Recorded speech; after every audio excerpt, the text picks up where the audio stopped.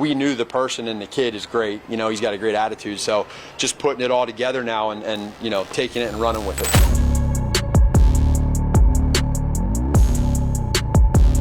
What is up, Chiefs Kingdom? Happy Thursday and happy first day of August. I'm Hayley Lewis, and this is Chiefs News Daily. It was a hot one up at Missouri Western State University. We actually have a few players who remain sidelined due to injury, and one new name in the mix, plus some positional battle updates, and a Mahomes doppelganger has emerged. Oh, Travis Kelce made history. Again, go figure. We break it all down, but first, give us a like and subscribe right here on the KCSN YouTube channel. Let's get into it.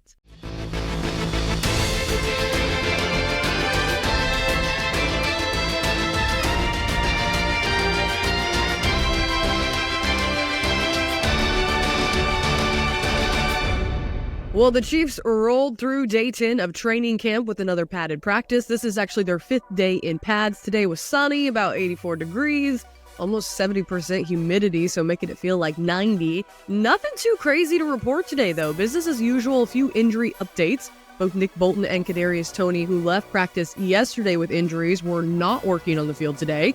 However, both players were in attendance. Now, yesterday, Bolton banged up his elbow after getting caught in between two players. That was according to head coach Andy Reid, while Toney tweaked his ankle after making a catch.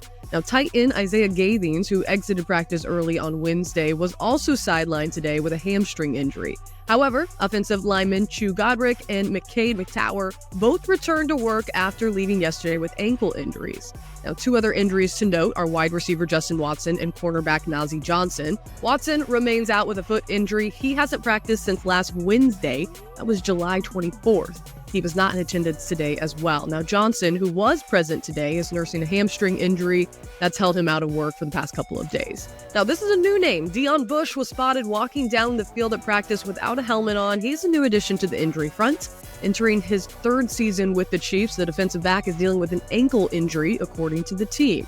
That means 4 players remain on the NFI/PUP list. Defensive tackle Derek Nagy, he's on the PUP list with a tricep injury.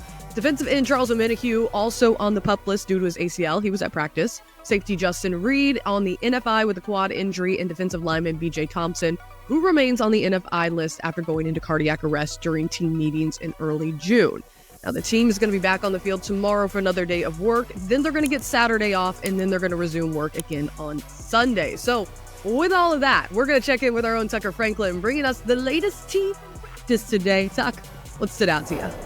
Calendar flip to August. We are in the dog days of training camp and the dog days of summer up here in St. Joe. Look, stop me if you heard this before. The boys got after it. Andy Reid's incredibly efficient training camp practices strike again, and we're not going to wait anymore. We're going to get right into the highlights for you right here. This is the big one. This is the one that you saw on Twitter at KC Sports Network when it happened. Follow us there if you want to see these plays as they happen. This is the deep ball to Xavier Worthy. Patrick Mahomes just kind of floats it up there. Look at the separation that Xavier Worthy has by the time he hauls in this ball. Really big play there. Love to see the deep ball returning with Xavier Worthy back in the lineup. All right, let's keep it with 11 on 11 here as Patrick Mahomes changes his arm slot, throws a little sidearm pass to Travis Kelce here to keep the drive alive. This came during a period where they were working on trying to get into field goal range. They had 24 seconds left on the clock. This was a 4th down where this play happened on. They keep the drive alive. Mahomes clocks it right after this. Bucker comes out, kicks the field goal, working successfully on that situation there. All right, let's move on to 7 on 7. A couple really good plays here from Patrick Mahomes and Hollywood Brown. First one, let's get to this good throw here from Patrick Mahomes, perfectly placing it to Isaiah Pacheco, who takes it to the house.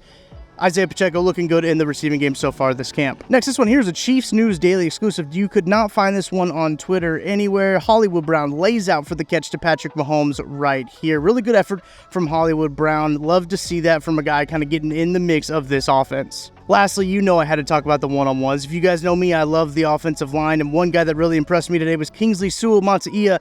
Had 4 really good reps against Felix Anudike-Uzomah and Mike Dana. Here are his reps against Felix Anudike-Uzomah. Some people might look at this and see Kingsley washes him down. It might look like Felix win. That's not. That's a win for the offense. That's a win for Kingsley Sewell-Mata'ia here, and he does a great job of containing Felix on both of these reps. Really excited for what he showed today, especially during these one-on-one drills. that's going to do it for me here up in St. Joe. I'm Tucker Franklin. Make sure to like and subscribe to the video here for more exclusive highlights from Kansas City Chiefs training camp on Chiefs News Daily and KC Sports Network. Follow us on Twitter at KC Sports Network if you want these clips live in the moment as they're happening at practice. I'll be up here on Friday, so make sure you follow us there. That's going to do it for me. Haley, back to you. Alrighty, thank you, Tucker. We are just 9 days away from the Chiefs' first preseason game kicking off on August 10th. For more coverage, as always, from up in St. Joe, make sure you follow us on Twitter for practice highlights as well as updates as they come. Now today, three spoke after practice: offensive coordinator Matt Nagy, running back Clyde Edwards-Helaire, and safety Brian Cook. We start with the OC. Nagy heading into his second year back as offensive coordinator. He talked about Xavier Worthy's development, the costly penalties on the offensive line last season, and the positional battle at left tackle, what he's hoping to see out of Kingsley Suamataia and Wanye Morris. Every day just grow a little bit. I think it's important for myself to make sure that he understands that this is not going to be a race to the finish line in a week or two. Like, this is something that's going to happen over time. I've used some experiences that I've been in before with younger players that I've been able to be with for several years, and been using that as examples to him of, hey, listen, in time, be patient. Don't get frustrated. It's going to be good for you in the end, as long as you can step back and see the big picture. His attitude's been phenomenal. We knew the person, and the kid is great. You know, he's got a great attitude. So just putting it all together now and you know, taking it and running with it. So it was something where, for us, we knew that there was the issue with JT, with some of the false starts and the alignments, and it became a big deal. Penalties that you have set you back. So you're looking at second and long, you're looking at first and long, you're looking at creating a first down on third down or a big play in the red zone, and now all of a sudden you got to reset and do it again. Our guys are aware of that, but we don't. I think going into a new season, it is just that, it's a new season, and we make sure that we focus in and lock in on the fundamentals of being smart and staying away from penalties. But they're going to happen, but we can't. It can't be repetitive like they were last year. We got to stay away from that, and if we do that, we stay positive with the yards, we think we can be pretty good on offense. So far, it's a healthy competition. I think the guys have had great attitudes. Again, I'm going to keep going back to that word, opportunity. We next several weeks here, they're going to get opportunities to prove who should be that guy at left tackle.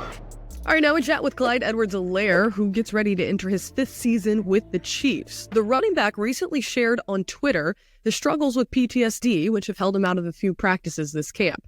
Now, today he told reporters it all really stems from an incident that happened back in December of 2018 when Edwards-Helaire was still in college at LSU.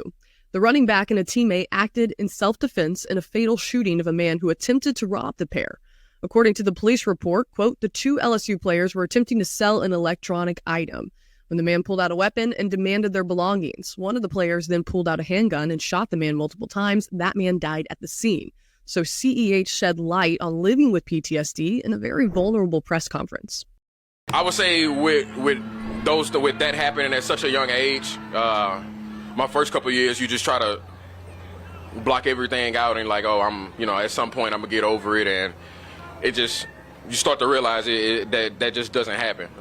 You get older and you realize, hey, no matter the age, no matter the person, no matter the situation, everyone needs help at some point, and it's just being able to kind of step up and know, no, this is the help I need, or this is what I need to ask for. It's more of just having different mechanisms of coping and having people to talk to who actually know or, could help me through those situations. And it's not just the medical staff. I mean, all the way down to, should we have Schaefer and, some of the guys who are on our security staff who, ex-cops, ex-Marines, or just those things. I mean, I'm a guy who can talk to anybody.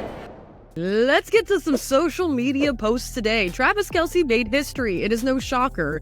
It seems like the headline every day. Adam Schefter tweeted this one out. Travis Kelce has made the Madden NFL 99 club for the fifth time. That is the most ever by any tight end in Madden history. Kelce's podcast, New Heights, also shared the video of the future Hall of Famer receiving the 99 status news. Fox Sports shares that Kelce is the fourth player named to the 99 club in the Madden 25. Kelce's former Chiefs teammate, Tyreek Hill, was the first to be named to the club for this year's game. Now, it's likely the Chiefs are going to become the second team to have two players in the 99 club when the ratings for quarterbacks are unveiled. Patrick Mahomes has been a mainstay in the 99 club since his emergence in 2018. All right, folks, as you know, that does it for another episode of Chiefs News Daily. As always, make sure you like and subscribe right here on the KCSN YouTube channel. That does it for our Thursday. We'll see you right back here Friday night, 7 p.m.